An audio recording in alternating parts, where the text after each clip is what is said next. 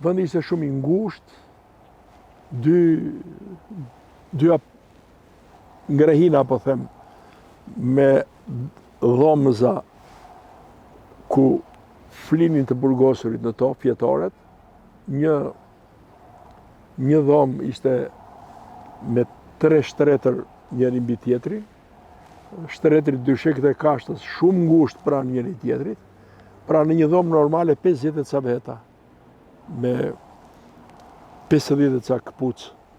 Këpuca nuk lejojnë në burg, por ato opingat apo çizmet e çara, me ato 50 pista me dritare të mëdha, në mënyrë që policit shikonte që nga dritarja që bëhet brenda, me një dritë që nuk shuaj natën, sepse duhet të ishim gjithmonë të ndriçuar ne të zinjtë e asaj kohe, dhe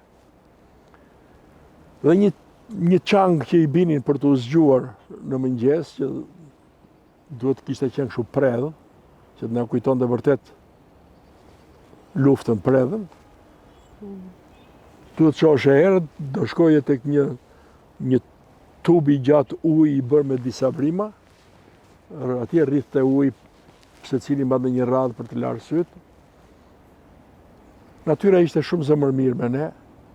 Ai uji ishte i freskët sa nuk gjendet asgjë kundi, uji ftohtë malesh. Pastaj kishte borë, një borë e bardhë që nuk e nxinte dot burgu, nuk e bënte të zezë. Por ishte ftohtë i madh për t'i rezistuar.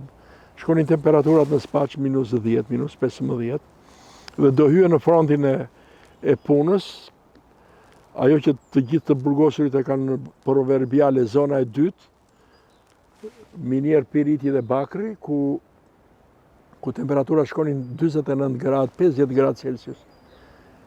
Aty do punoj i zhveshur si Adami, dhe do dilje pastaj, ashtu do hidhin coplecë gjatë mundje në temperaturat e ulta në dimër, minus. Ishte një skëter, të çdo i burgosur shikoje një krisht që po masakroi.